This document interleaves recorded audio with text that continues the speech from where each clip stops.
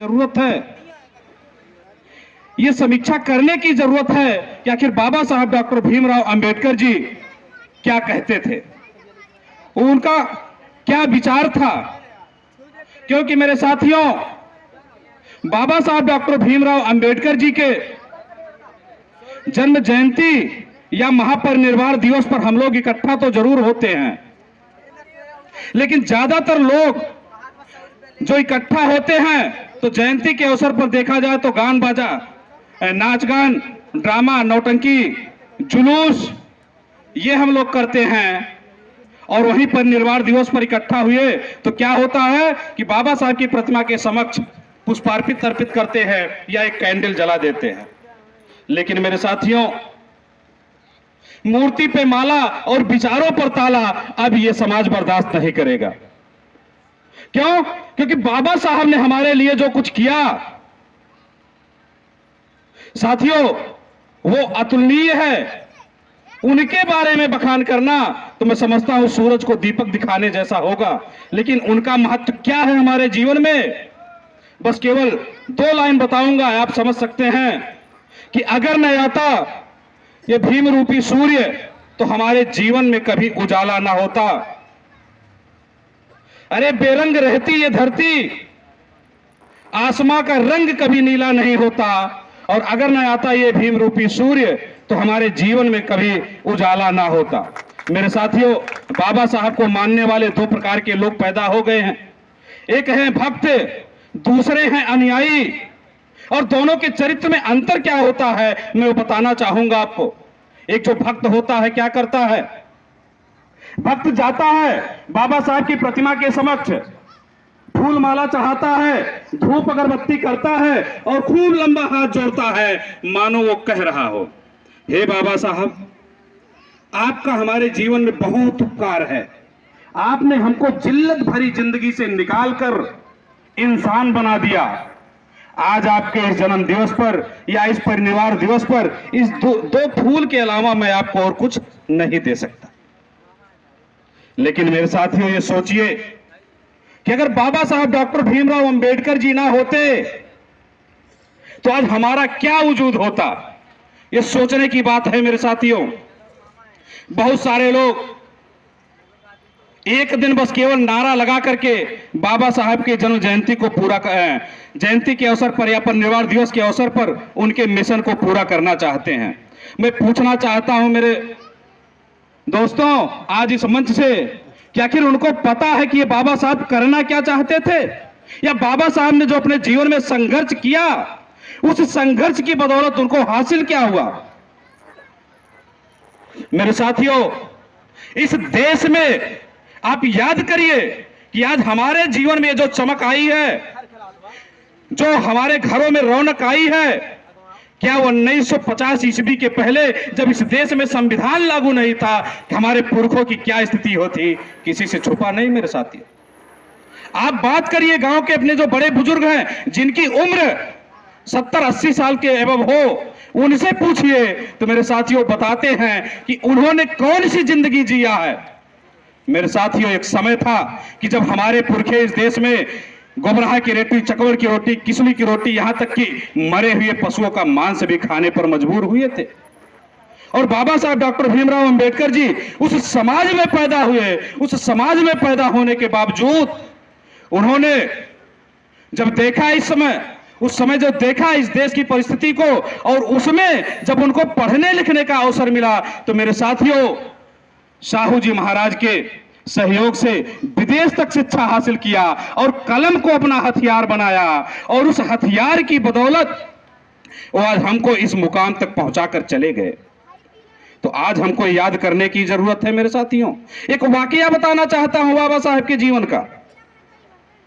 साथियों, एक वाकया बताना चाहता हूं कि बाबा साहब एक बार जब बौद्ध धर्म ग्रहण करने का ऐलान कर चुके थे, ये 1951 के बाद की बात है मेरे साथियों, संविधान लागू हो चुका था। बाबा साहब गहरे चिंतन में बैठे हुए थे, अपने लॉन में अखबार पढ़ रहे थे, और लोगों को यह पता चला कि बाबा साहब आज यहां पे हैं, तो लोग वहां पर आए और क्या किए, पहुंचे, बाबा साहब के पैर को छुआ चले गए, पैर को छुआ चले गए। पैर को छुआ, चले गए और देखते ही देखते एक लंबी लाइन लग गई। उनके बगल में उनके एक पत्रकार मित्र बैठे थे, वो ये सारा माजरा देख रहे थे। और जब बाबा साहब पेपर पढ़ चुके तो देखा सामने एक लंबी लाइन लगी हुई है। और जब लाइन लगी हुई है तो क्या देखा कि लोग आ रहे हैं, पैर छू रहे हैं, चले जा रहे हैं, पैर छू रहे हैं, चले जा रहे हैं। तो साथियों, आपको मालूम होगा कि बाबा साहब अपने अंतिम दिनों में एक छड़ी लेकर चलते थे। उस छड़ी को उठाया और उन लोगों को मार मार के खदेड़ना शुरू किया। और जब मार मार के खदेड़ना शुरू किया तो उनके पत्रकार मित्र ने पूछा कि अरे बाबा साहब, ये लोग तो आपको भगवान मान रहे हैं और आप है कि इनको डंडी से मार के भगा रहे हैं। तो बाबा साहब ने वहां पे जो जवाब दिया मेरे साथियों, वो गौर करने लायक है। उन्होंने कहा कि मैं यही तो नहीं चाहता कि लोग मुझे भगवान बना लें, क्योंकि मुझे पूजने से, मुझे भगवान बनाने से इनका कुछ भी भला नहीं होने वाला है। अगर इनको अपना उद्धार करना होगा, अपना भला चाहते हैं, तो मैं ये जो मार्ग बता रहा हूं, मैं जो लड़ाई लड़ रहा हूं, इसमें इनको शामिल होना होगा। इसको जब तक ये नहीं करेंगे, इनका उद्धार होने वाला नहीं है मेरे साथियों। फिर 17 अगस्त 1952 ईस्वी को सिद्धार्थ कॉलेज मुंबई में बाबा साहब डॉक्टर भीमराव अंबेडकर ने जब समीक्षा मीटिंग बुलाई तो वहां पे उन्होंने एक बात कही। क्या बात कहा कि ऐ मेरे समाज के लोगों, मेरे नाम का जय जयकारा करने के बजाय मेरे द्वारा किए जा रहे अधूरे कार्यों को, यानी मेरे द्वारा छोड़े गए अधूरे कार्यों को पूरा करने के लिए अपने जान की बाजी लगा दो, तब आपका उद्धार होगा। तो मेरे साथियों, मैं ये कहना चाहता हूं कि आखिर बाबा साहब डॉक्टर भीमराव अंबेडकर के जीवन में ऐसे कौन से काम थे जो बाबा साहब आजीवन पूरा नहीं कर पाए। यह समीक्षा करने की विषय है, सोचने का विषय है। मेरे साथियों, बाबा साहब डॉक्टर भीमराव अंबेडकर जी ने जो संघर्ष किया और उनके जीवन के अंतिम दिनों में जब उनसे कहा गया कि आखिर आप अपने समाज को क्या संदेश देना चाहते हैं, तो बाबा साहब ने वहां पे एक लाइन में कहा कि मेरा जीवन संघर्ष ही मेरे समाज के लिए अंतिम संदेश है। तो मेरे साथियों, सवाल यह उठता है कि बाबा साहब संघर्ष किस बात के लिए कर रहे थे? क्या बाबा साहब जमीन जायदाद की लड़ाई लड़ रहे थे? नहीं मेरे साथियों, बाबा साहब ने स्पष्ट कहा कि मेरी लड़ाई शासन सत्ता की नहीं बल्कि संपूर्ण आजादी की है। यह बात बाबा साहब ने 1942 ईस्वी में कही। तो बहुत सारे हमारे साथी ये कहते हैं कि चलिए, बाबा साहब ने 1942 ईस्वी में यह कही कि हमारी लड़ाई शासन एवं संपत्ति की ही नहीं बल्कि संपूर्ण आजादी की है, तो 1947 में हम लोग आजाद हो गए। लेकिन ठहरिए मेरे साथियों, 1948 ईस्वी में बाबा साहब ने पटियाला के मैदान में फिर वही बात को दोहराई कि ऐ मेरे बहुजन समाज के लोगों, मैं ये जो संघर्ष कर रहा हूं, ये जो मेरी लड़ाई है, ये मेरी लड़ाई शासन संपत्ति की नहीं बल्कि संपूर्ण आजादी की है। मेरे साथियों, बाबा साहब डॉक्टर भीमराव अंबेडकर जैसा विद्वान अपने आप को गुलाम मान रहा है, एक हम है कि इस गुलामी में भी आजादी का मजा ले रहे हैं और अपने आप को आजाद मान रहे हैं। मेरे साथियों, मैं बहुत ज्यादा उधर नहीं जाना चाहता, लेकिन चंद बातें बताना बहुत जरूरी है जो मैं आपको बताना चाहता हूं कि मेरे साथियों, आखिर बाबा साहब ने जो जीवन संघर्ष किया उसका परिणाम क्या निकला हमारे समाज में। तो मैं कहना चाहता हूं, बाबा साहब ने जो जीवन संघर्ष किया उसमें जो सबसे बड़ा परिवर्तन आया, उनमें जो सबसे बड़ी सफलता मिली, वो पहली सफलता ये रही कि जिस समाज की स्थिति जानवरों से भी कई गुजरी थी, उस समाज में बाबा साहब डॉक्टर भीमराव अंबेडकर के संघर्ष की बदौलत स्वाभिमान का निर्माण हुआ। स्वाभिमान का ही निर्माण नहीं हुआ मेरे साथियों कि जिस समाज के लोगों को कुत्ते बिल्ली से भी गया गुजरा लोग समझते थे कि उनके छूने से जो बर्तन अपवित्र हो जाता था, कुत्ते बिल्ली अगर चाट लेते थे तो रसोईया में चला जाता था, मगर उस समाज के लोगों ने अगर छू दिया तो बर्तन बाहर फेंक दिया जाता था। मेरे साथियों, उस समाज के अंदर ऐसा स्वाभिमान आया कि वो अपने हक अधिकारों के प्रति लड़ने और झगड़ने का जज्बा पैदा हो गया। आज आप देख रहे हैं, जब भी कोई हमारे हक अधिकारों की बात आती है तो हमारा जो बहुजन समाज है वो सबसे पहले मैदान में आता है और अपना विरोध दर्ज करता है। यह सबसे बड़ी सफलता बाबा साहब को मिली।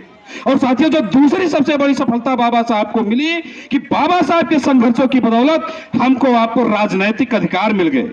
याद रखना मेरे साथियों, कि बाबा साहब डॉक्टर भीमराव अंबेडकर का संविधान जब तक लागू नहीं था, हम लोगों को सार्वजनिक कुओं पर पानी तक पीने का भी अधिकार नहीं था।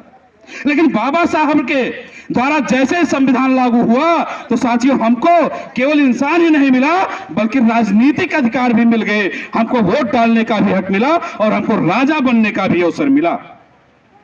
साथियों, जो तीसरा सबसे बड़ा अधिकार मिला बाबा साहब के संघर्ष की बदौलत, कि हमको शिक्षा का अधिकार मिल गया।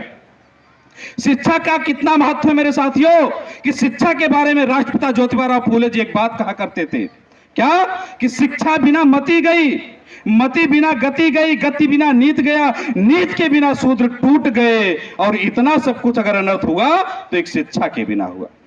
मेरे साथियों, आप याद करिए, हमारे पुरखों के अंदर शिक्षा नहीं थी, उनकी जिंदगी जानवरों से भी गई गुजरी थी, बदतर थी, लेकिन हमारे अंदर शिक्षा आई तो हमारे अंदर भी एक स्वाभिमान जगा, और आज हमारी गिनती इंसानों में भी हो रही है। तो मेरे साथियों, ये सबसे बड़ा अधिकार मिला।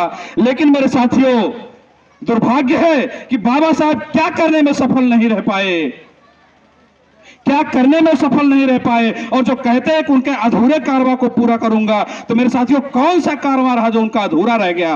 तो मैं बताना चाहूंगा मेरे साथियों कि बाबा साहब ने जब से होश संभाला, आपको याद होगा कि जब वो छोटे भाई के साथ तांगे पर बैठकर जाते थे, बड़े भाई के साथ वो तांगे पर बैठकर जा रहे थे, तो उस तांगे वाले ने जब उनसे जाति पूछी तो उन्होंने अपना जाति महार बताया। तो जाति की वजह से उस तांगे वाले ने, उसका इतना मनोबल बढ़ा हुआ था कि धक्का मार करके नीचे ढकेल दिया, तांगे पर से उतार दिया। बाबा साहब रोते रोते घर गए, और जब पिताजी को सारी बातें बताई तो पिताजी ने उनको समझाते हुए कहा, बेटा इस देश की ऐसी व्यवस्था है, आपको ऐसे ही सहना पड़ेगा। क्या कारण रहा? जाति। बाबा साहब जो पैदा हुए, अछूत घर में पैदा हुए, ये उनकी सबसे बड़ी गलती थी कि बैलगाड़ी वाला भी उनको धक्के मार करके उतार देता है। मेरे साथियों, बाबा साहब जब लंदन से पढ़कर वापस आए, साहू जी महाराज के राज्य में नौकरी किया, और नौकरी करने के बावजूद उनको कहीं पर रहने के लिए कमरा नहीं मिला। क्यों नहीं मिला? क्योंकि बाबा साहब ने बताया कि मैं महार जाति से हूं। इस वजह से साथियों, जाति की वजह से उनको कमरा तक नहीं मिला। और एक जगह अगर उनको मिला, एक पारसी के घर पे कुछ दिन रहे, लेकिन जैसे ही उसको ये मालूम होता है कि ये महार जाति से है, समाज के लोग उसके ऊपर दबाव बनाते हैं, तो उसने भी बाबा साहब का, उनका जो है पूरा बोरिया बिस्तर घर से बाहर फेंक दिया और उनको अपने घर से निकाल दिया। एक अधिकारी होते हुए भी साहू जी महाराज के दरबार में, जिस बाबा साहब ने जो राजस्व वित्त विभाग देखते थे, उनको उनका चपरासी पानी पीने से मना कर देता है, पानी पिलाने से मना कर देता है, यहां तक कि फाइल भी फेंक कर देता है। कारण क्या है? बाबा साहब की जाति। लेकिन मेरे साथियों, बाबा साहब ने भी कसम खाई कि मैं अपने जीते जी जाति व्यवस्था का अंत करके रहूंगा। मेरे साथियों, उसी समय जाति पाति तोड़क मंडल के नाम से एक संगठन चलता था। उन्होंने एक सभा रखी लाहौर में, बाबा साहब को चीफ गेस्ट बनाया कि जाति पाति तोड़क मंडल में आप आइए और अपने विचारों को रखिए। तो मेरे साथियों, बाबा साहब ने, उनका स्वास्थ्य ठीक नहीं था, मगर फिर भी उस आमंत्रण को स्वीकार किया कि नहीं, ये नेक काम हो रहा है, इंसानों के अंदर कोई जातियां नहीं होती, जाति व्यवस्था खत्म होनी चाहिए। इसके लिए बाबा साहब ने सहर्ष स्वीकार किया उनका निमंत्रण और जाने के लिए तैयार हुए। और जब तैयार हुए साथियों, तो उस सभा, वो जो जाति पाति तोड़क मंडल जो चलाते थे, वो ब्राह्मण एवं तत्समूची जाति के लोग थे, वो प्रगतिशील किस्म के लोग थे, उनके इरादे नेक थे, इसलिए बाबा साहब ने सहर्ष स्वीकार किया। लेकिन उन लोगों ने बाबा साहब से कहा कि डॉक्टर अंबेडकर, आप इस सभा में क्या भाषण करने वाले हो, वो भाषण हमको लिख करके दे दो, हम उसको छपवा देते हैं। षड्यंत्र किया। बाबा साहब ने अपना भाषण लिख करके दिया, उन लोगों ने पढ़ा, उस भाषण में कुछ बातें अंडरलाइन किया और वापस भेज दिया बाबा साहब को पत्र कि डॉक्टर अंबेडकर, आपने बहुत अच्छा भाषण लिखा है, ये अगर आप उस सभा में प्रस्तुत करेंगे तो वास्तव में बहुत ही काबिले तारीफ है, लेकिन आयोजक मंडली को आपके कुछ शब्दों से ऐतराज है, उसको अंडरलाइन किया जा रहा है, कृपया उन शब्दों को बदल दीजिए, उन शब्दों को बदलने के बाद फिर आप दीजिए, हम उसको प्रकाशित करवा देंगे। साथियों, बाबा साहब ने उस लेटर को वापस किया अपने जवाब के साथ कि इस भाषण में आप शब्द की बात कर रहे हैं, मैं कौमा तक नहीं बदलने वाला हूं। मेरे साथियों, बाबा साहब के ऐसा जवाब सुनते ही उन्होंने क्या किया, उस कार्यक्रम को ही स्थगित कर दिया और बाबा साहब को सूचना दिया कि यह कार्यक्रम अभी कुछ कारणों से नहीं हो सकता, भविष्य में जब किया जाएगा तो आपको बुलाया जाएगा। मेरे साथियों, वो अंततः कार्यक्रम किया ही नहीं उन लोगों ने। तो साथियों, आप जानना चाहते हैं बाबा साहब ने क्या लिखा था उसमें? अगर जानना चाहते हैं साथियों, लंबा टॉपिक है, उधर जाऊंगा, ज्यादा समय लगेगा। आपको एक नाम बताता हुआ आपको किताब पढ़ लेना। बाबा साहब ने इनहिलेशन ऑफ कास्ट, इंग्लिश में इनहिलेशन ऑफ कास्ट, हिंदी में जातीय उच्छेदन का, जाति विभेदन का सिद्धांत, इस नाम से प्रकाशित है। आप उसको पढ़ लेना, समझ में आ जाएगा बाबा साहब क्या चाहते थे। तो बाबा साहब जिसमें असफल हुए कि वो जाति विहीन समाज की रचना करना चाहते थे, मगर जाति विहीन समाज की रचना नहीं कर सके। ये बाबा साहब के जीवन की सबसे बड़ी असफलता है। तो साथियों, हम लोगों को ये पढ़ लेना चाहिए आज के इस अवसर पर कि जाति व्यवस्था जो बाबा साहब समाप्त करना चाहते थे, असफल रहे। उस व्यवस्था को हम लोग जब तक समाप्त नहीं कर देंगे, हम चैन से नहीं बैठने वाले हैं। मेरे साथियों, ये जाति व्यवस्था की समाप्त कैसे होगी, तो बहुत सारे लोग तमाम बातें बताते हैं। उसमें एक सबसे बड़ा जो बात क्या है, जाति व्यवस्था समाप्त करने के लिए लोग कहते हैं कि केवल रोटी बेटी का संबंध अगर स्थापित हो जाए तो भी ये जाति व्यवस्था को समाप्त किया जा सकता है। लेकिन मेरे साथियों, केवल रोटी बेटी के संबंध को स्थापित करने से ही ये जाति व्यवस्था समाप्त होने वाली नहीं है। जाति व्यवस्था को समाप्त करने में जो सबसे बड़ा रोड़ा है, जो सबसे बड़ा कांटा है, जानते हैं क्या है? वो है धार्मिक मान्यता। धार्मिक मान्यता क्या है कि आज भी हमारे समाज में, खासकर महिलाओं में, हमारी माताएं बहनें बैठी हैं, एक बात घर कर गई उनके दिमाग में, क्या कि जोड़ियां तो ऊपर वाला बनाता है। कहते हैं ना, जब हम अपनी बेटी की शादी तय करते हैं, जब हम अपने बेटे की शादी तय करते हैं, तो साथियों हम कितना परिश्रम करते हैं उसके लिए, आप लोग अनुभवी हैं, जानते होंगे। लेकिन इसके बावजूद भी हमारे लोग क्या कहते हैं, भैया जोड़ी तो ऊपर वाला बनावत है।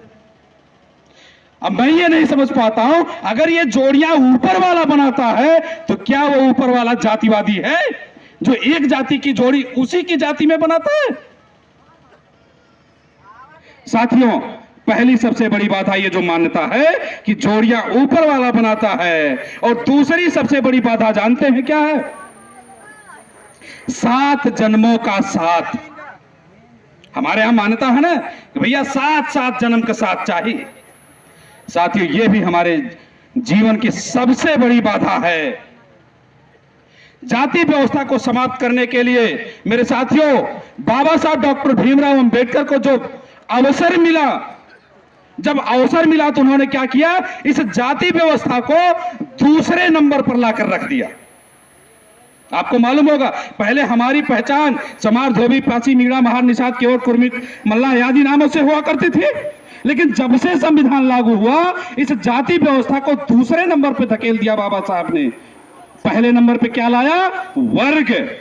आज हमारी आपकी संवैधानिक पहचान अगर कुछ है तो वर्ग है, हमारी जाति नहीं है, ध्यान रखना। अगर हम तहसील में जाते हैं, जाति प्रमाण पत्र बनवाते हैं, तो मेरे साथियों को कभी भी चमार, धोबी, पासी, मीणा, महार की सर्टिफिकेट नहीं मिलता। हमको कभी भी अहिर, कोयरी, कुर्मी इनकी सर्टिफिकेट नहीं मिलता। हमको क्या मिलता है? अनुसूचित जाति का सर्टिफिकेट मिलता है, जिसकी उपजाति मीणा, महार, पासी, चमार होती है। हमको अन्य पिछड़ी जाति का सर्टिफिकेट मिलता है, जिसकी उपजाति कोयरी होती है, कुन्मी होती है, केवट होती है, निषाद होती है। तो मेरे साथियों, बाबा साहब ने दूसरे नंबर पे ढकेल दिया जाति व्यवस्था को, लेकिन आज हमारा समाज व्यवस्था उसको आज भी पहले नंबर पर मान रहा है। तो मेरे साथियों, आज जरूरत है कि इस बात को हटाने की और आपको यह देखने की, क्योंकि किसी पाश्चात्य विद्वान ने कहा है कि साथियों, राजनीतिक क्रांति तब तक इस देश में सफल नहीं हो सकती कि जब तक इस देश में की सामाजिक क्रांति ना हो। सामाजिक क्रांति सबसे ज्यादा जरूरी होती है, और जब तक सामाजिक क्रांति नहीं होगी मेरे साथियों, तब तक इस देश की राजनीतिक क्रांति अस्थायी नहीं होगी, क्षण भंगुर होगी। जिस प्रकार से हमारे आपके साथ छलावा हो रहा है, होता जाएगा। अंत में मेरे साथियों, बस केवल इतना मैं कहना चाहूंगा आपको कि अगर आज हम लोग बाबा साहब डॉक्टर भीमराव अंबेडकर जी के इस परिनिर्वाण दिवस पर यहाँ इकट्ठा हुए हैं, तो हमको ये शपथ लेना होगा, ये कसम खा के जाना होगा कि ये बाबा साहब, आप कहा करते थे कि जिस समाज में 10 डॉक्टर, 20 इंजीनियर, 30 वकील पैदा हो जाए, उस समाज की तरफ कोई आंख उठाकर नहीं देख सकता। तो मेरे साथियों, आपको ये बताना होगा कि बाबा साहब ने ये जो कहा कि मुझे तो मेरे पढ़े लिखे लोगों ने धोखा दिया, अनपढ़ों से मुझे कोई शिकायत नहीं, तो आपको ये सीना ठोक कर कहना होगा कि हे बाबा साहब, आप कहते हैं कि मुझे पढ़े लिखे लोगों ने धोखा दिया, तो आप उनको कहिए सीना ठोक कर कि हम भी उन पढ़े लिखे लोगों में से एक हैं जो आपको धोखा देने वाले नहीं है, जो आपके जन्मदिन या परिनिर्वाण दिवस पर हम केवल आपकी बातें नहीं करते, बल्कि आपके मिशन को, आपके अधूरे कार्यों को पूरा करने के लिए हम आज भी अपने जीवन की बाजी लगा देने वाले हैं। हम जब तक ऐसा जज्बा का निर्माण नहीं करेंगे, मेरे साथियों, हम कभी सफल नहीं होंगे। कहना चाहता हूं मेरे साथियों कि अकेले चलोगे तो बेशक तेज चलोगे, साथियों, अकेले चलोगे तो बेशक तेज चलोगे, मगर समूह के साथ चलोगे तो निश्चित रूप से मंजिल मिलेगी, और हमको मंजिल की जरूरत है मेरे साथियों। बस अंत में केवल इतना ही कहना चाहूंगा मेरे साथियों कि अगर हो सके तो अपने जीवन में एक ऐसा असर पैदा करो, अगर हो सके तो अपने बाड़ी में एक ऐसा असर पैदा करो, रुख हवाओं का बदल दे वो हुनर पैदा करो। अगर स्वाभिमान से जीना चाहते हो मेरे बहुजन समाज के लोगों, तो अपने घर में कम से कम एक अंबेडकर पैदा करो, एक अंबेडकर पैदा करो। आप लोगों ने मुझे सुना, इसके लिए बहुत बहुत आभार एवं धन्यवाद। जय भीम, जय भारत, जय मूल्य।